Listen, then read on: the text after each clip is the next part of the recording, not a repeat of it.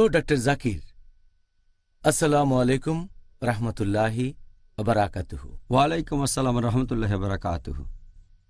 একেবারে প্রথমেই আপনাকে যে প্রশ্নটা করতে চাই যে আপনি কি আমাদের প্রথমে এটা বলবেন যে কোন কোন কাজগুলো আমরা রোজা থাকা অবস্থায় করলে রোজা ভেঙে যায়? আলহামদুলিল্লাহ ওয়াসসালাতু ওয়াসসালাম আলা রাসূলিল্লাহ ওয়া আলা আলিহি ওয়া সাহবিহি আজমাইন, আম্মা বাদ। আউযু বিল্লাহি মিনাশ শাইতানির রাজীম। বিসমিল্লাহির রহমানির রহিম। রব্বি ইশরাহ লি সাদরি ওয়া ইয়াসসির লি আমরি ওয়াহলুল উকদাতাম মিন লিসানি ইয়াফকাহু কাওলি। রোজার সময় যে কাজগুলোর কারণে রোজা ভেঙে যায় সেগুলো পবিত্র কোরআনে আছে, আর নবী সাল্লাল্লাহু আলাইহি ওয়াসাল্লামের হাদিসেও আছে। আল্লাহ পবিত্র কোরআনে বলেছেন, সূরা বাকারা অধ্যায় নম্বর 2 আয়াত 187, তোমাদের স্ত্রীদের সাথে সঙ্গত হও এবং আল্লাহ তোমাদের যা দিয়েছেন তা কামনা করো, অর্থাৎ সন্তান, এবং তোমরা পানাহার করো যতক্ষণ রাতের কালো রেখা থেকে সকালের সাদা রেখা স্পষ্ট না হয়। এরপর রোজা রাখবে, রোজা পূর্ণ করবে রাত না আসা পর্যন্ত।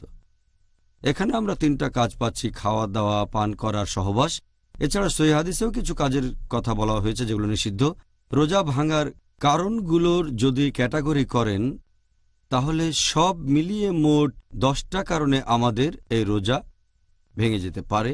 এগুলোকে 2টো ক্যাটাগরিতে ভাগ করা যায়। প্রথম ক্যাটাগরিটা হচ্ছে যে সেই কাজগুলো যেখানে আমাদের শরীরের ভেতরে কিছু ঢোকাচ্ছি।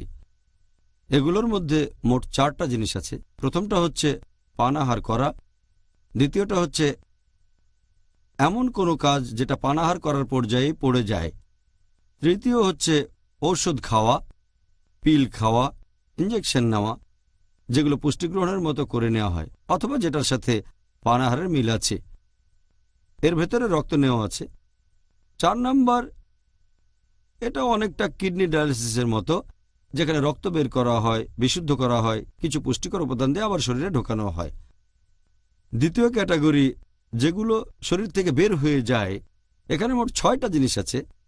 1 নম্বর হলো সহবাস করা, 2 নম্বর হস্তমৈথুন করা, 3 নম্বর হলো রজস্রাব, 4 নম্বর প্রসব পরবর্তী রক্তস্রাব, 5 নম্বর হচ্ছে ইচ্ছে করে বমি করা, আর 6 নম্বরটা হচ্ছে শরীর থেকে রক্ত বের করা, যেমন ইঞ্জেকশনের মাধ্যমে বা এই ধরনের কোনো কিছু। তাহলে সব মিলিয়ে এই 10টা কারণে আমাদের রোজা ভেঙে যেতে পারে।